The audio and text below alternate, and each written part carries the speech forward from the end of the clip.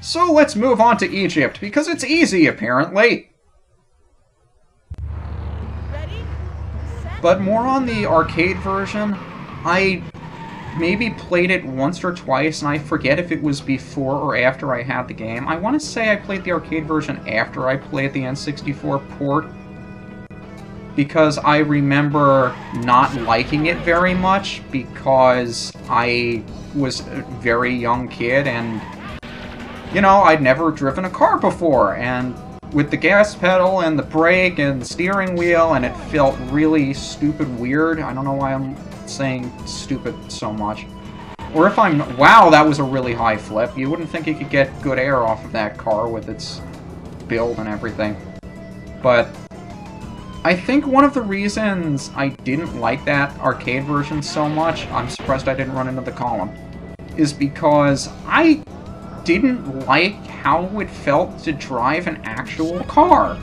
And this was actually a problem I've had for several years, because it wasn't until the last few that I actually had to drive a car on a regular basis, like a normal human being. It took me a fairly long time before I ever actually drove a car on a regular basis. I'd say like 4 or 5... You certainly went up to your top speed in no time at all.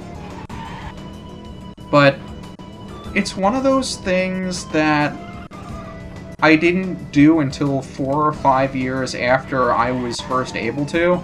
And it wasn't because I didn't have to, or... Well, I didn't have to, obviously, or would have done it by then.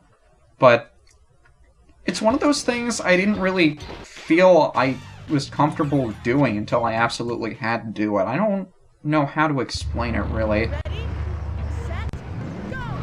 But driving a car is just... Even after I started driving on a regular basis, it still didn't feel natural to me for a good 5 or 6 months. I mean, I'm used to it now, to the point where the thing almost feels like an extension of my own body.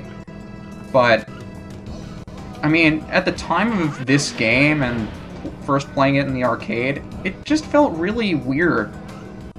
And I felt I was a lot more comfortable driving a car with a joystick or something, and that brings me back to thinking about an old cartoon on Cartoon Network, Megas XLR. It's been too long since I've watched any kind of television, really. Where there was a guy who got... Don't ask. The guy drove a giant mobile suit robot with a video game controller. The premise for that show was, we know kids like giant robots and fighting and hot chicks and other various things like food. So we're not even going to hide it, we're just going to make a cartoon solely dedicated to those things that we know teenagers like. And they, like, pulled out all the stops to say that. And it's not something I could appreciate at the time the way I could now. And the same holds true for a lot of other cartoons and such that I watched when I was younger that I just couldn't appreciate until several years later. But it just felt more comfortable to me driving a car with a joystick rather than a steering wheel and a gas pedal. I mean, give me the A button any day. Gets me to thinking what driving a car is going to be like in the future. If it's... yeah, it's probably going to be the same. As you grow up, you learn to accept the fact that people do not like change at all. So, and there are so many things that could be better if we as a society decided to adopt a different form of it. But we're so gosh darn stubborn that I mean, there are a number of things that just refuse to progress forward for that reason, like American measurement system! Can anyone explain what a foot is? Or why there are 12 inches in a foot? Or why there are 3 feet in a yard? Or why there are, I want to say, 5,280 feet in a mile? Can anybody explain that? No? Would you remember how many feet are in a mile, or how many yards are in a mile, or how many slugs are in a pound? Yes, slugs are a unit of weight measurement in the American system. But it's one of those things that we're just so gosh darn used to, and we have everything around us built around those things, that it's difficult to move on or to progress in that respect. But how the hell did I get on this again? Is this supposed to be some kind of political show? Does that even qualify as politics? We're driving through Russia, by the way. I think we avoided Chernobyl back there. If you're also wondering why we don't see the dancing girl, it's because I never turn the option on for it, and by default in the Nintendo 64 port, the dancing girl option is always off. So it's kind of what I'm used to, and I never really felt compelled to put it on, so it's not there. I also want to say the dancing girl appears when you start the race also, but like I said, I never play with it on, so I honestly have no idea. I wonder if I could pull the trick off, or if I just don't have the speed for it. I don't have the speed for it. But this game, even on easy difficulty, you may find it very difficult to catch up if you ever fall behind. The only way I see that you can reasonably catch up to them consistently is if they crash into each other. And you have to hope that they do that often enough or late enough that they can't recover. But at least on easy difficulty, you can somewhat keep up with them. Easy difficulty is the only difficulty I ever play on, because it always gives me the most difficulty anyway. That I've never cared enough to actually, that was also a neat trick. But more often than not, if you just run into a crash like that, you'll turn out okay. Ideally, you'll want to do a flip over them so you don't lose speed in the process, but more often than not, you'll come out of it okay. I really hope those guys crash into each other. Please crash into each other! Please! For me! No? Okay. I also want to say that you get a little speed boost when you do a wheelie like that from tapping A twice, but you also lose maneuverability when you do that as well. So it's a bit of give and take, similar to Mario Kart where you're doing the wheelie on the bike.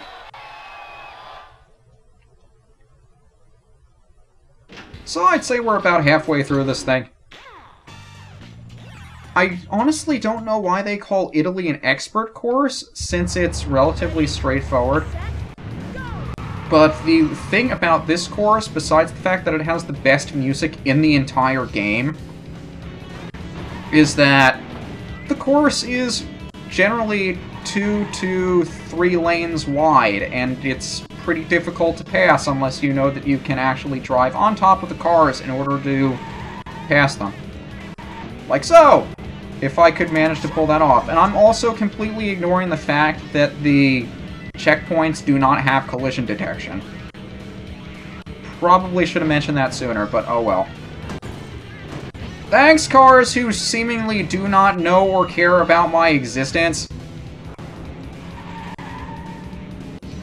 But yeah, this really, Rhino car, okay. This game, I don't have too many memories associated with it, besides the fact that it's kind of fun to play from time to time. And it reminds me that I probably should and could have tried a number of different See, there's the case of the tree being as hard as diamond, you can't even move from it. But I'm thinking there are a lot of arcade games I could have tried when I was younger, and just never really cared enough to.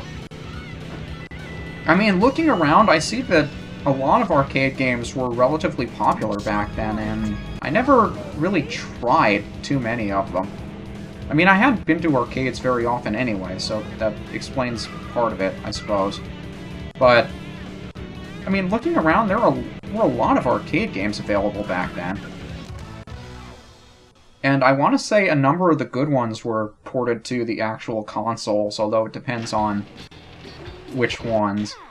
Of course, the only ones I'd be familiar with were the Nintendo 64 ports, and maybe a couple of GameCube ports, but I've never really been too interested in arcade games. This is just one of those that I happened to stumble upon by chance, I suppose. I mean, it's not the only game I didn't only bought because I played it in a demo, and one of those games I'd like to get to eventually, so I probably won't spoil it here, but when I was younger, even when I wasn't the one actually spending my money on the games, I was very careful about what games I bought, because I didn't want to buy, or I didn't want my parents to waste money getting me a game that I wasn't going to play. It was just that simple. Even when it wasn't spending my own money, I felt that kind of concern. And it's kind of hard to explain. I don't even know why I felt that way. It wouldn't have cost me anything to have asked them to get me a game. I still felt bad if they bought me one that I didn't want. I'm not sure if it was because I was hopeful that they would get me one I did, or I legitimately cared for their money and how hard they worked to get up. Who am I kidding? I know that's a lie. I honestly can't explain why I was so frugal as a kid, even before I spent my own money. I guess it's just who I am, I suppose. I don't know where the red car went. But the red car with the spoiler and the yellow pastel-colored car are, at least in my experience, always your biggest two opponents. At least we got through Italy.